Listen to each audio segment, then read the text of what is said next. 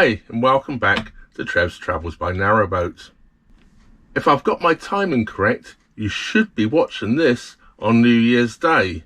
That's if you watch it on the day I upload it. Otherwise, somewhere after New Year's Day. And in this video, I've decided to reflect back on 2021. Anyway, 2021. I sat at rugby until almost the end of March. I think it was the 22nd of March I made a move, which was a little bit just before the so-called end of restriction of movement. But I had to move the boat. I had to go and get diesel, gas, and get a pump out. So I had to move anyway. And I didn't move very far. I moved to Rugby to Newbold. So I went and got all my jobs done that I had to get done. And there's nowhere particularly there to moor. So I carried on to Brinklow, which, funnily enough, is where I'm moored today while I'm recording this. Gone right round in a circle. I was going to say within a year, but 9 months. So I waited out the rest of the lockdown period at Brinklow before I moved on cruising. So this video is going to start off on the Oxford Canal, where I started in March. As I said, March the 22nd I first moved the boat. And this video is going to end on the Stratford and Worcester Canal. Although I do travel after that, but that way you'll see a bit of all the different canals I travelled on.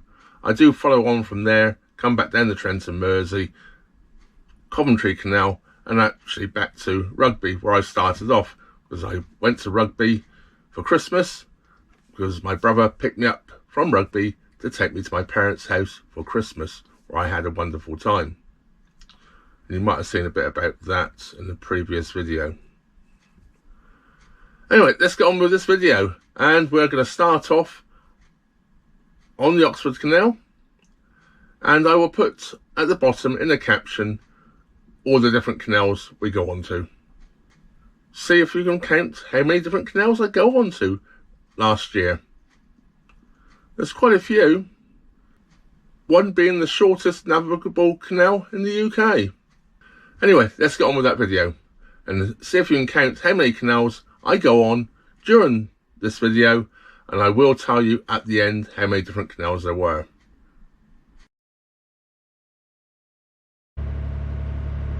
That's me just gone through the Newbold tunnel. We left Rugby, 15-20 minutes before here. Now to go to Armada, get my pump out, gas and diesel. Well, you can tell it's springtime. Look, the daffodils out here on the embankment. Oh, I see potential firewood as well.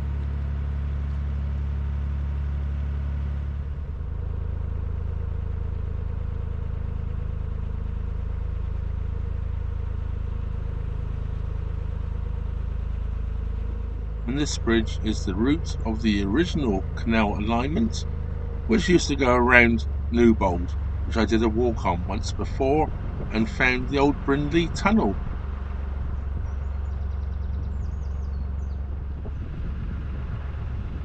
Well, this is Armada Services, the marina here on the right hand side. They have a small hire fleet, very nice boats I believe. Anyway, I'm going to stop and do everything I need to do, and we'll catch back up on the next canal.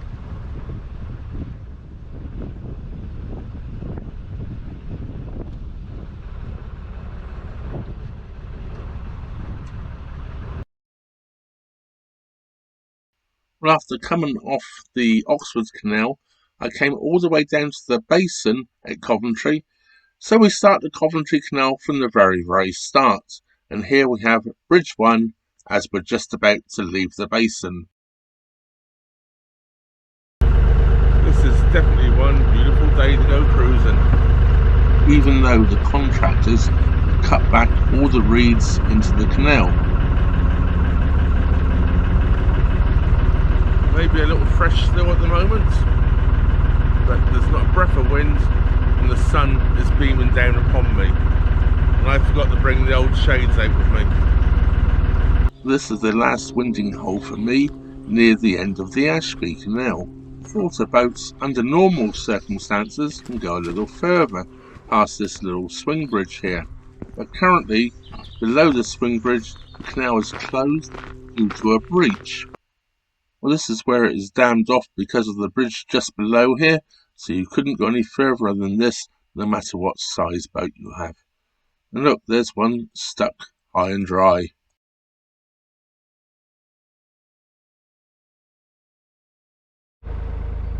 To the middle right of the picture here, we have the top lock at Atherstone. But before I go down the lock, I'm going to pull over here on the left and use the facilities here, get rid of some rubbish and fill up with water. You can see the water standpipe there, the white bit in the distance. There's also one this end, which we're just going to come into shot any minute now.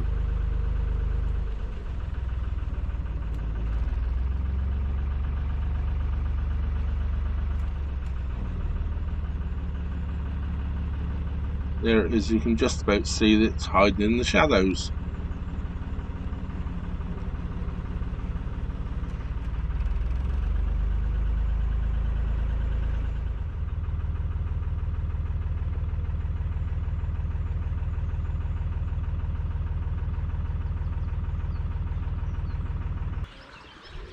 That's me just about filled up with water now.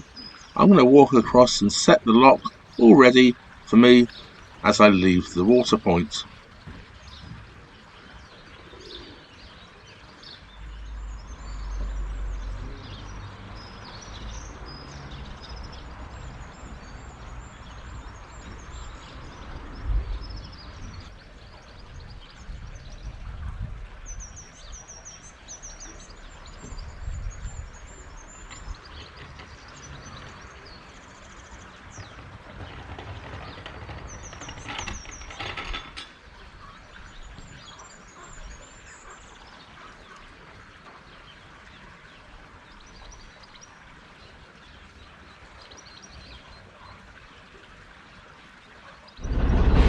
Two locks down, just coming on to the third lock now.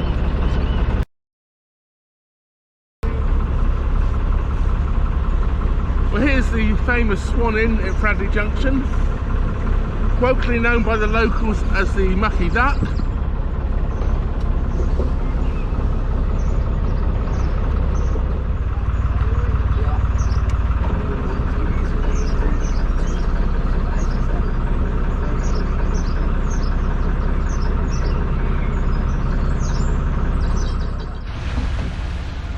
This is Wood End Bridge Lock, and probably Lock Cottage as well originally. There's something about this, I don't know what it is. It's just the entrance to this lock. It always seems so narrow, as if you're not going to fit in through the bridge, which of course we know we're going to, but you can see all of the people that have hit it going in. I think it might be a bit of an optical illusion as one enters this bridge. As you can see though, we fit in quite perfectly, and I managed to bring the boat through what appears to be a very tight bridge without touching the sides and straight into the lock.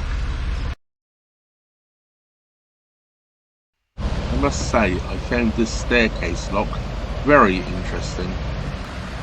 So I'm not exactly sure what the operating instructions are. I'm assuming we start off with the top lock full, but we'll go and have a look. Well, I have the lot all set. Let's go in. It's leaking rather a lot from the top end, and I know it leaks rather badly at the bottom end as well. What we call a leaky lock. I'm not even on the leaked branch yet. This is engine lock we're just entering here, and it's a rather deep lock. I believe it comes in at 12 feet 3 inches. Yes, it's not the deepest lock on the network. There's enough of a ladder for me to climb up off the boat.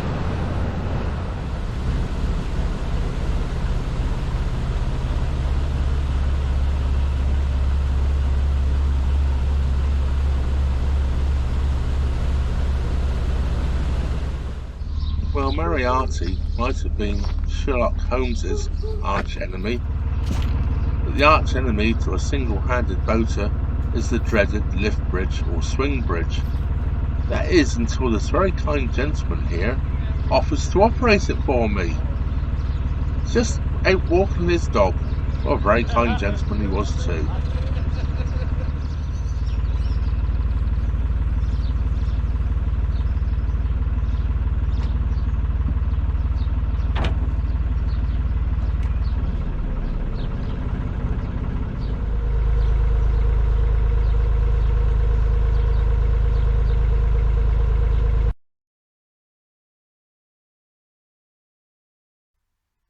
So here we have Leek Tunnel on the Leek Branch. Beautiful stonework, isn't it? You see the other end quite clearly. Just as well, there's no boats coming.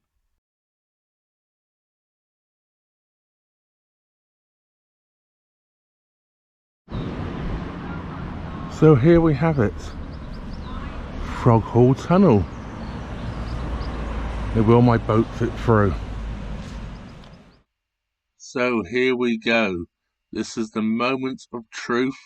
Does my boat fit through Frog Hall Tunnel? I believe Frog Hall Tunnel is the lowest navigable tunnel in the country. But of course I could be wrong on that. If it was any lower, I certainly wouldn't be fitting through it.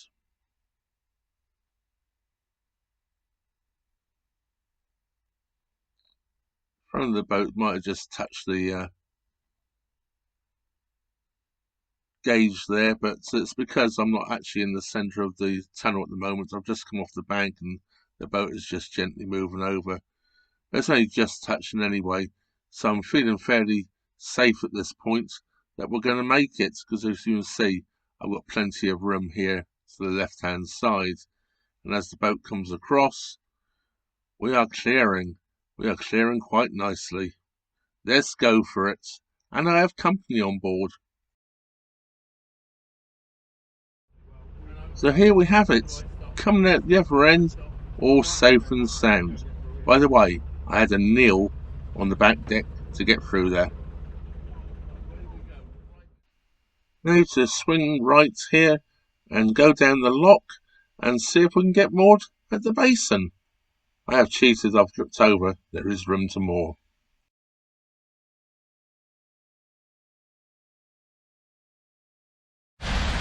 And after the last lock not being staggered, the very next lock is staggered, which also allows for longer balance beams, which makes it easier to operate the gates. I'm probably just about to see a boat there in front of me, but I'm trying to stay in touch with that boat because we have the narrow section just up ahead, and I want to follow them through the narrows, because hopefully they will send someone through in advance to check it's clear, which of course I cannot do. I'm going a little faster than I would normally. I wanted to stay in touch with that other boat, which is going faster than my normal speed, because when we get to the narrow cutting, I don't want anyone sort of pulling in between us trying to come through.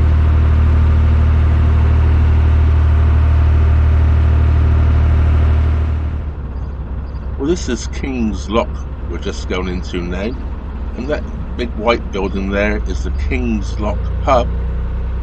We're going to go down through this lock, and within about 50 yards we're going to take a sharp left onto a new canal. So this is basically as far as we are going on the Trent and Mersey Canal. Of course it does continue further on, but we're going to head up and take a left, and we'll be on a new canal in just a few minutes. Wait for the next clip.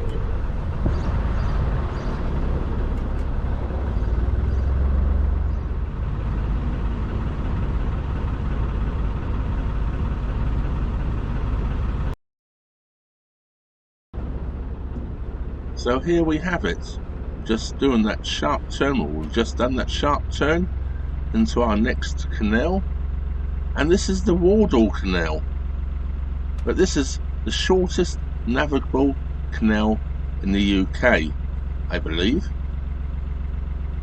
Literally goes to that lock, and that is it.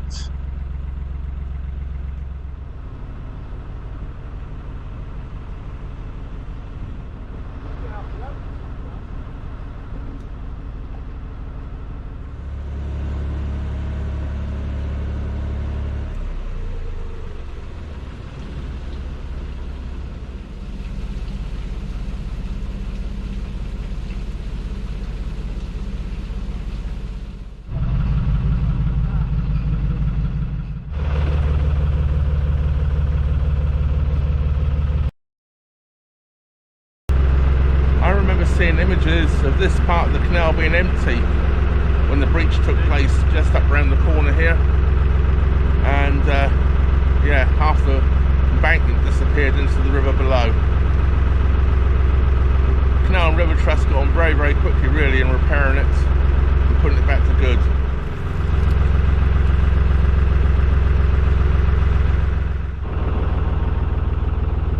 All this new concrete here and towpath is where the breach took place. Well, this is us now just coming to the end of the Middlewich branch and coming onto the Shropshire Union proper. We're going to hang a left here and head down towards the Llangollen Canal, which is also a branch of the Shropshire Union Canal.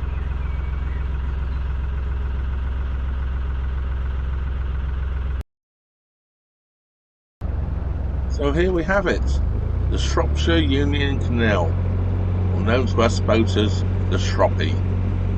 We're heading south. We're not going to be on it for very long. Well, not the main branch of the Shropshire Union Canal anyway, because we're going to head up the Llangollen Canal. I believe this is quite a popular pub with boaters. Across the grass here in the distance, I can just about make out the first lock. Now I'm going to have to see if they're more up waiting this side to go up there. I can see a lot of boats around. So I'm going to slow down and see what's going on.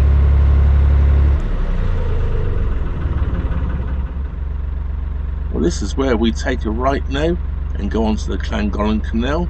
This is Hurlston Junction, and we have the locks straight in front of us as we hit the Llangollen Canal.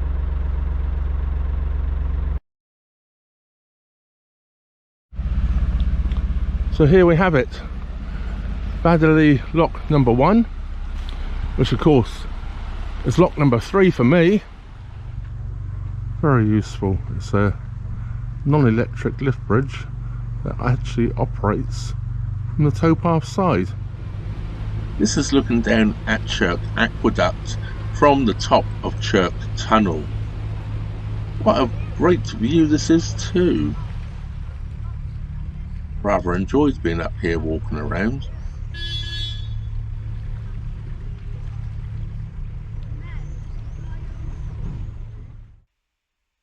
Well, of course, I had to include some footage of crossing the aqueduct here, and I thought it was best to choose the footage with Steve and Deborah.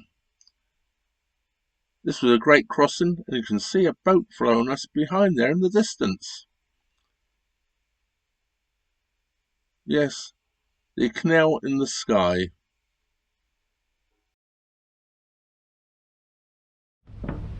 Well, here I am, just about to come off the Llangollen Canal and back on the Shropshire Union main line.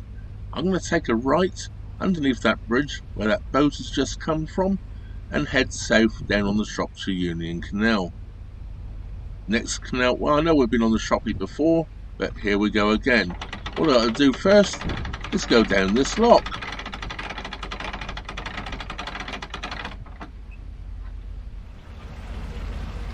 Well, quite handily for me, that boat that was coming up, they're up here now, and they're going to open the gates for me. All I have to do is drive the boat out. So here goes. We're just about to leave the Llangollen Canal, which I've been on for for a month or so and thoroughly enjoyed it. Although the weather at times could have been a lot better, I sat at Ellesmere for a few days and it was freezing cold and raining all the time. Never mind, I had a great time anyway. Let's continue my great journey.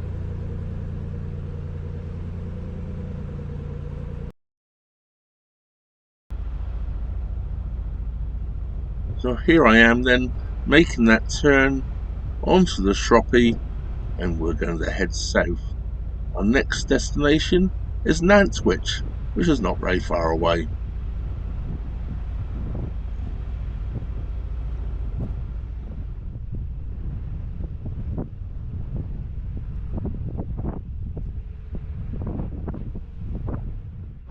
As we head south on the Shropshire Union Canal, there's some wonderful farmland we pass here. I was just so worried. I could just see she was determined she was coming. Well, it's not every day I share a lock with a swan, but the swan definitely wanted to come in with me. So, what do you say? Do you like being in the lock with me? No? So here we have it. Another one of those extremely high bridges.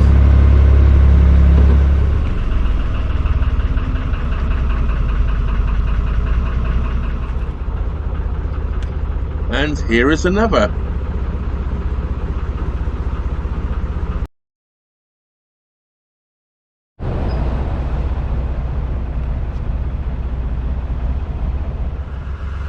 Well, I did all sorts of weird things on this journey, including this, going into Penkridge Lock backwards so I can go back up to the top of the lock to fill up with water, as I've been sat in Penkridge for too long and I was getting a bit low. The next water point was probably a week or so away from me.